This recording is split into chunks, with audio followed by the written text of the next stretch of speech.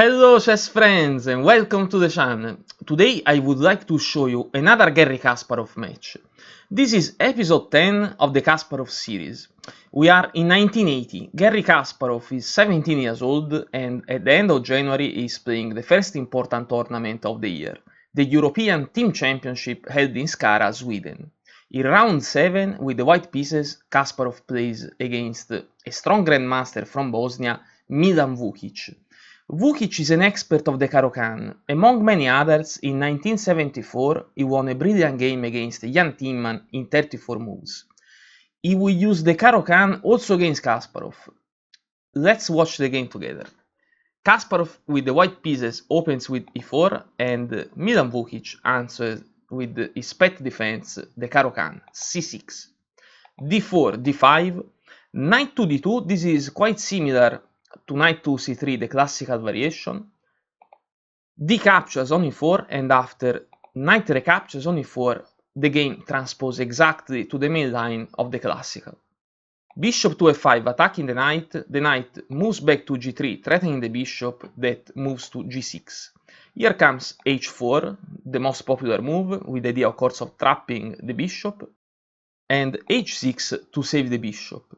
Here comes knight to f3, knight to d7 and h5, bishop to h7, bishop to d3, here we are the bishop exchange, bishop captures on d3 and queen recaptures on d3, e6, bishop to d2, with Kasparov that seems that want to castle long, queen to c7, same idea maybe for black, long castle for white and knight in g goes to f6, knight to e4.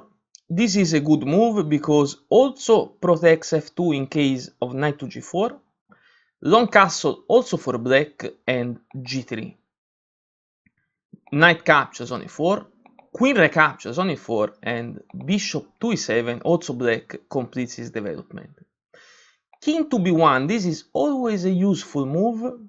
Rook in h goes to e8, the queen moves back to e2 from where she can also move to the queen side, bishop to d6 and rook in h goes to e1, also Kasparov develops the second rook to the center of the board.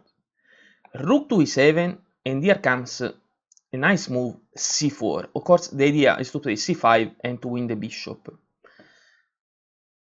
But c5 is the move that Vukic plays, and in this position Kasparov continues with the best move, bishop to c3. Well, not the best move, with one of the best moves. So let's explore other possibilities. Let's go back one move. After c5, d captures on c5 is not so bad because it creates a 3 versus 2 on the queen side. In this position, knight captures on c5, but there is something better than d captures. After c5, great idea is b4, of course capturing with the pawn both in b and in d is out of question because white will really take the lead. In this position b6 is the move to play. Now d captures on c5 and b captures on c5. Bishop to c3, the idea not only to threaten g7 but also to be able to switch back and shield the king. Here comes f6, of course, to close the diagonal, and b5.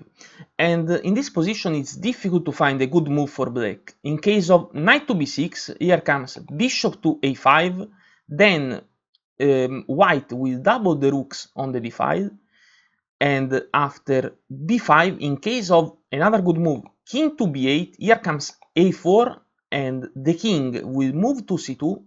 The rook is able now to to support the pawn on the e file.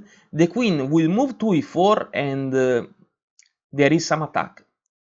Okay, so let's go back to our game. We said after c5, bishop to c3, one of the best moves. Knight to f6, attacking h5, and knight to e5, and now the queen is protecting the pawn. C captures on d4, and now which one is the best recapture?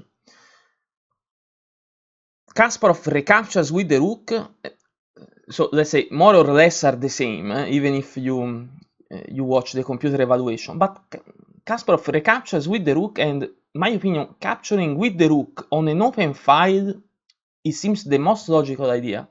Let's watch what happens if white recaptures with the bishop. If bishop recaptures on d4, bishop captures attacking the queen, queen to a5, rook captures on d8 with check, not the king, but the queen must recapture. After this exchange, the computer finds a beautiful idea on the king side against this knight. Let's watch. g4, rook to d7, bishop back to c3 to protect against rook to d2. And now, if the black queen doesn't move in defensive position to g8 or h8 to protect the king side, watch what happens. If, for example, queen to c7, here comes g5, h captures on g5, and here comes h6, and the pawn can't capture or the knight is lost. Queen to f4 protects the knight, but after h captures on g7, the knight must jump back to stop the pawn from promoting, but then the maneuver is rook to h8 with the idea to bring the rook to... rook to h1 with the idea to bring the rook to h8, and this is really a strong position for white. Okay, so let's go back to our game. After c capture on d4, the most logical answer is what Kasparov played. Rook recaptures on d4, and here comes bishop captures on e5 attacking the rook. Rook captures on d8 with check, queen recaptures, and bishop captures on e5. Better with the bishop because the queen must remain on e2 because must protect the d3 square and doesn't want to allow the black queen to enter in white's camp with check.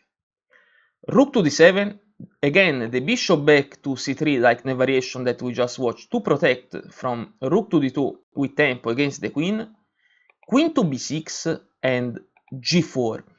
Why g4? Because this pawn is under attack and the queen can't move because she must defend the pawn. Moving this pawn, now also this pawn is under attack, but Kasparov will also protect this pawn with the f-pawn. Because now, when the pawns are protected by themselves, the queen is ready to move, and this is like a development move. Queen to d6, f3. Now, this pawn is not under attack, the queen is free to move. a6, a4, queen to d3 with check. Vukic hopes to draw the game, he's changing everything, and here comes queen to c1, king to c7, queen captures on d3, and rook captures on d3, attacking the f3 pawn. Rook to f1, king to c6, and king to c2, attacking the rook. Rook to d7, a5. Now, you see that in this position, what Vukic plays is knight to e8 because he also wants to protect g7. Another good move is king to c5, then comes b3. So Vukic continues with knight to e8, rook to e1.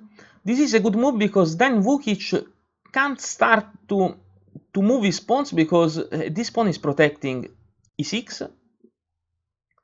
Rook to d6 and f4.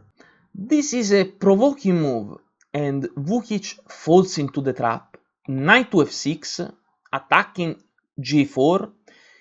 Of course, white will change the bishop on the knight, creating a weakness, but what Vukic didn't understand is that this weakness can't be fixed anymore because after bishop captures on f6, g recaptures, here comes rook to d1, and the rook can't move away from the d file. There is no way to avoid the rook exchange, and in this position Vukic resigns because Kasparov will create a pass pawn both on the queen side and on the king side. Let's watch. This position Vukic resigns. Why? Because rook captures on d1 is the possible continuation, and king recaptures on d1. King to d6, g5, this is the weak spot. If the h-pawn captures, the white h-pawn will move to promotion. So f captures on g5 and f captures on g5. King to e7, G captures, king to f8 with the king that enters the square from where it's possible to defend from the pawn advance, but here comes b4 because Kasparov also has a 3 versus 2 on the queen side. f5, b5, f4, b captures on a6, b recaptures on a6, and c5. And with both pawns marching to the promotion squares, one of those pawns will surely become a queen and it's game over.